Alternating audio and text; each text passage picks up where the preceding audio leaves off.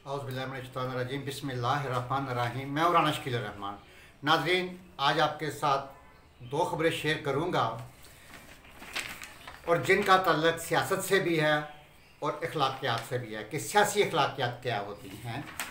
नाज़रीन, हमारे जो मुल्क के वज़ीर आज़म हैं वो हमारे लिए एक रोल मॉडल होते हैं और वज़ीर आज़म का एक एक लफ्ज़ इंतहाई कीमती होता है।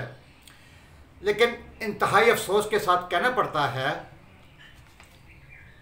कि वज़ीर आज़म साहब के जो एक एक लफ्ज़ इंतहाई कीमती होता है वो पूरी कौम सुनती है, 22 करोड़ आवाम सुनते हैं, बल्कि पूरी दुनिया की जो है वो ख़बरें सुनी जाती हैं, पूरी दुनिया में उन्हें सुना जाता है। उनकी तकारीर को, उनके एक एक लफ्ज़ की बड़ी कीमत होती है। हमारे जो वज़ीर आज़म हैं, कोई भी वज़ीर आज़म हो, वो ख्वाह नवाज शरीफ हो, जरदारी हो, इमरान खान साहब हों, जुल्फ़िकार अली भट्टो हों, कोई भी वज़ीर आज़म हो, वो मुल्क की कौम की माँ और बाप होते हैं। और वो जो माँ और बाप होते हैं वो अपनी औलाद की, अपने बच्चों की तरबियत किस तरह करते हैं। नाज़रीन, मैं कल एक जगह से गुज़र रहा था। मैं जब अपने ऑफ़िस जाता हूँ तो रास्ते में मेरा बिल्कुल ऑफ़िस के साथ कॉलेज है, तो मैं कॉलेज के सामने से गुज़र रहा था तो गेट पर कोई 4-5 दोस्तों का एक ग्रुप था। तो वो एक दूसरे के साथ, जैसे कि कॉलेज दोस्त होते हैं, कॉलेज फेलो होते हैं, एक दूसरे के साथ हंसी मजाक करते हैं। तो एक दोस्त की मेरे कान में आवाज़ पड़ी, दूसरे दोस्त को कह रहा है, ओए फजलू बात सुनो। जब उसने फजलू कहा ना तो मेरे फौरी कान खड़े हो गए। मैं वहाँ रुक गया और उसको बच्चे को बुलाया कि बेटा, ये आप जिसको फजलू कह रहे हैं इसका नाम क्या है।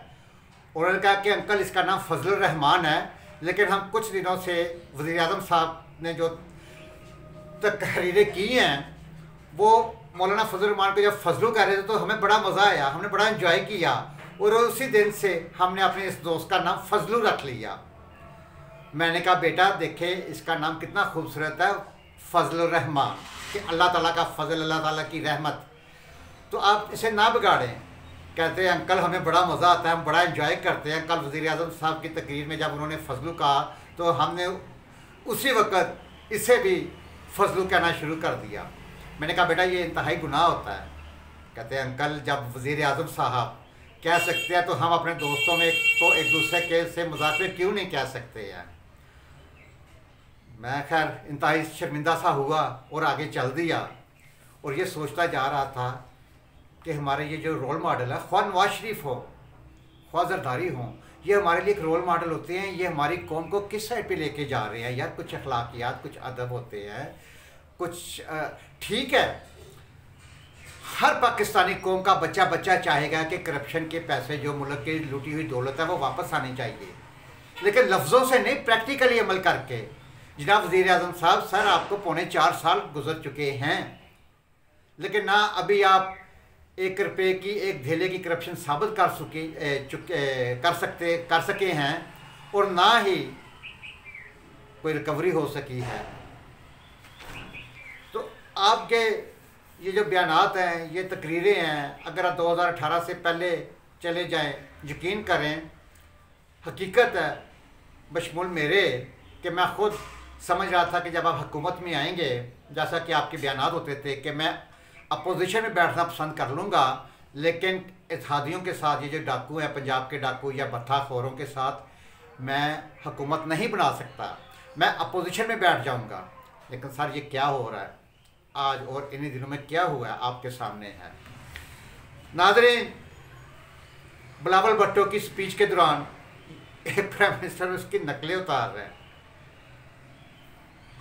एक प्रोग्राम में देख रहा था मलिक नदीम साहब का, उसमें अफजल नदीम चंद बैठे हुए थे, आए हुए थे। तो वो एक वाक़या बयान करते हैं, कहते हैं जब ये हज़ारा डिवीज़न में प्राइम मिनिस्टर साहब तकरीर करके गए तो मैंने प्राइम मिनिस्टर साहब से कहा कि सर ये देखें, आपने जो कल तकरीर की और बिलावल की नकलें उतारी हैं, ये आपको ज़ेब नहीं देता।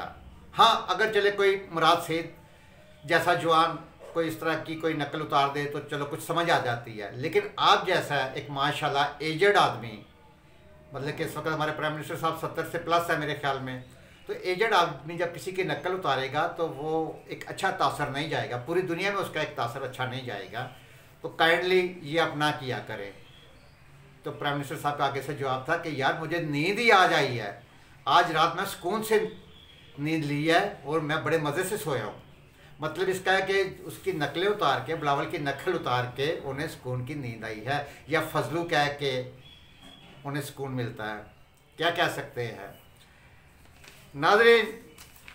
दूसरा देखें, हम कहते हैं कि जी सियासत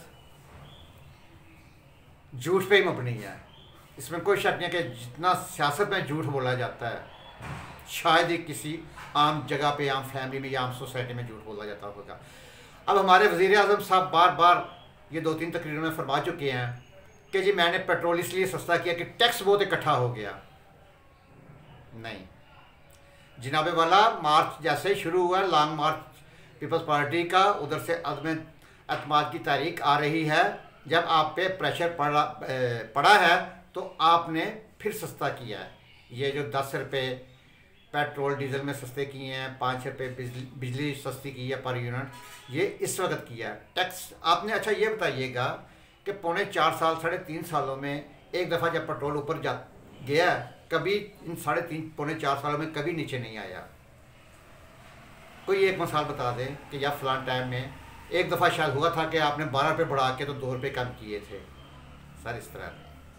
अभी अगर आपने पेट्रोल सस्ता किया है लेकिन उसका भी फ़ायदा नहीं हुआ आवाम को, किराए उसी तरह हैं। ज़रूरियात एशिया की जितनी भी ज़िंदगी है, जितनी भी चीज़ें हैं जिनमें घी हो गया, आटा, चीनी, दालें, गोश्त, चिकन आप कहाँ पे बातें कर रहा, कोई भी चीज़ सस्ती नहीं हुई है। नाज़रीन, कल मैं अपने घर के लिए आटे का एक थैला ख़रीदने गया। 20 किलो के आटे का थैला था जो कि 1800 रुपये में आया। अब 1800 रुपये के 20 किलो आटे का मतलब है 90 रुपये किलो वो आटा मुझे घर पड़ा। अब दुहाई खुदा की कि 90 रुपये किलो, इससे और क्या मतलब कि भी महंगाई ज़्यादा हो सकती है। पर इतनी महंगाई कि 90 रुपये किलो, और 1 किलो में मेरा ख्याल में 8 या 10 चपातियाँ बन जाती होंगी। तो 8 और 10 चपातियाँ मेरा ख्याल में 3 बंदों या 4 बंदों के लिए सफिशेंट होंगी, अगर 2-2 रोटियाँ भी खाए। तो बाकी चीज़ें बात की हैं, घी, दाल, सब्ज़ी, ये चीज़ें बात की हैं। मकसद कहने का है कि सर आवाम समझ रही है, बच्चे को पता है कि ये पेट्रोल डीजल क्यों सस्ता हुआ है। आपका ये जो आप ये बयानिया है ना, ये नहीं चल सकेगा आगे जाके भी ना। तो नाज़रीन, मेरी आप इस बात से इत्फाक करेंगे कि सियासत जो है ना, नहीं, मेरा ख्याल है कि सियासतदान रवायती सियासतदान ही होते हैं, सब एक तरह के। अगर कोई कहे ना कि जी मैं कौम के लिए एक रोल मॉडल बन के आया हूँ, मेरे असूल, मेरे नज़रियात, नाज़रीन पूरी दुनिया ने देखा, पूरी पाकिस्तानी अवाम ने देखा कि जो इन दिनों में कभी परवेज़ लाई के घर दौड़ लग रही है, तो कभी कल बहादुराबाद कराची की दौड़ लग रही है। कोई असूल नहीं है, कोई नज़रियात नहीं है, किसी किस्म का कुछ भी जो है ना। अगर कोई भी लीडर आपको आके कहता है ना कि मैं बड़ा असूल पसंद हूँ, मैं बड़ा नज़रिया पसंद हूँ, मेरे बड़े नज़रिए हैं, सब गलत और झूठ है। हर कोई अपने अपने मफादात की सियासत कर रहा है। नाज़रीन, आप मेरी इस बात से, मेरे इस तज्ज़िये से और मेरी इस राय से आप 100% इत्फाक करेंगे कि अपने अपने मफादात की जंग हो रही है। नाज़रीन, इस प्रोग्राम के साथ इजाज़त दीजिए और काइंडली अपनी राय ज़रूर दीजिएगा। अल्लाह हाफ़िज़।